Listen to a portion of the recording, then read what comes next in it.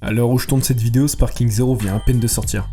Et en me baladant sur X, je suis tombé sur un tas de mods, comme Granola, Moro, des persos qui sont pas du tout dans le roster de base. Et parmi tout ça, on a qui? Ce fameux CG.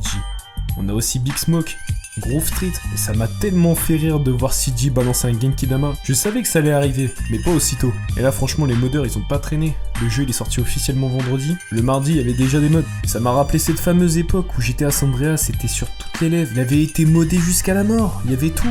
Tu pouvais tout retrouver dans GTA San Andreas. C'est comme Tekkenchi, c'était pareil, c'était tout et n'importe quoi. Et j'ai trouvé ça marrant que même en 2024 on parle encore d'un jeu sorti en 2004. Du coup je me suis posé cette fameuse question de pourquoi GTA San Andreas est si connu et reconnu.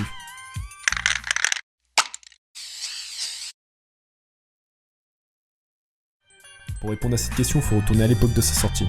Cet opus voit le jour après 4 excellents jeux, dont un hors-série Vice City. Ces jeux ont été des succès commerciaux, mélangeant le sérieux et le fun, et bien sûr une satire comme Rockstar sait si bien le faire. Au début des années 2000, on a toujours cette vague de musique gangsta, en tête de liste, 50 Cent. D'ailleurs, je trouve que CG a quelques traits en commun avec lui. Je sais pas si c'est le débardeur qui me fait dire ça.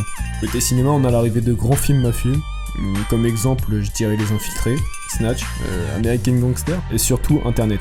Un point qu'on va explorer juste après, mais qui sera bénéfique pour cet opus. Le jeu s'inscrit donc dans la mouvance gangsta d'où il emprunte ses codes. On appartient alors au Groove Street Family, on peut former des groupes, établir un carnage, attaquer les autres gangs, taguer les murs, et tant d'autres mécaniques. Le personnage principal, tout le monde le sait, c'est Carl Johnson, alias CG. C'est l'un des persos les plus connus de cette saga. Côté histoire, je pense que tout le monde la connaît ou en a déjà entendu parler. Alors du coup, pourquoi encore aujourd'hui ce jeu fait tant parler de lui? Pour commencer, ce jeu sort sur la PS2, qui était à l'époque la console la plus vendue, et San Andreas deviendra le jeu le plus vendu sur cette génération. Évidemment, il était à l'apothéose des GTA.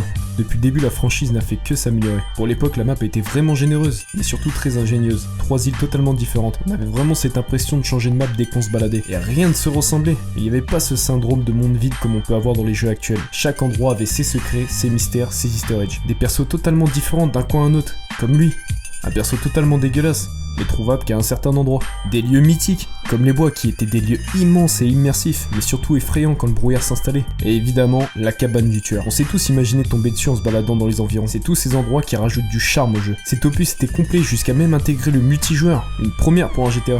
Je me souviens encore gamin passer des heures entre potes dans le noir sur ma vieille télé cathodique à foutre le bordel en ville ou à chercher désespérément un Bigfoot.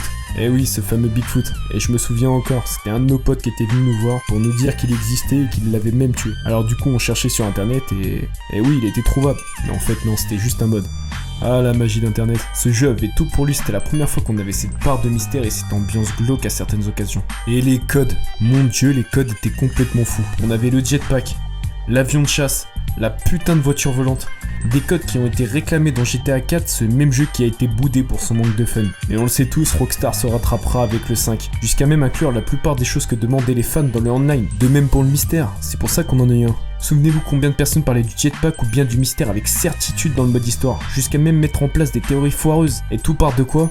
D'une fraise sur le mont Chiliad, une phrase sur le ponton, un dessin, un ovni, tant de choses qui tirent leur origine de San Andreas. Ce sont des simples souvenirs mais qui ont marqué notre enfance et qui resteront gravés à leur époque. Rien que pour la musique, écoutez ces quelques notes.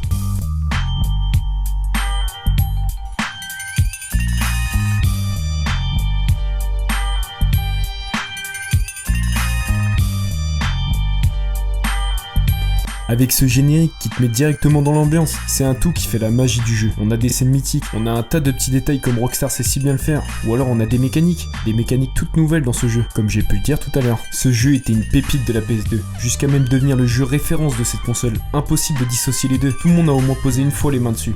Tout le monde l'avait, tout le monde en parlait, c'était une transmission de génération en génération. On était combien à jouer en cachette ou même entre frères? Ça a été le début du couronnement de Rockstar et encore aujourd'hui tout le monde s'en souvient. Jusqu'à même éclipser la polémique du Hot Coffee. Je pense même que le 5, sans GTA San Andreas, n'aurait pas été aussi bien. Je pense même que si internet était autant développé qu'aujourd'hui, le jeu aurait eu un impact jamais vu dépassant même le 5. La preuve, on a encore des mèmes qui circulent sur ce jeu là.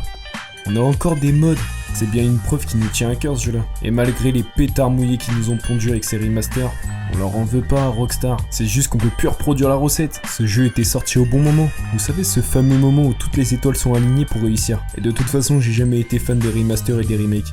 C'est comme au cinéma, c'est pareil. C'est toujours de la merde.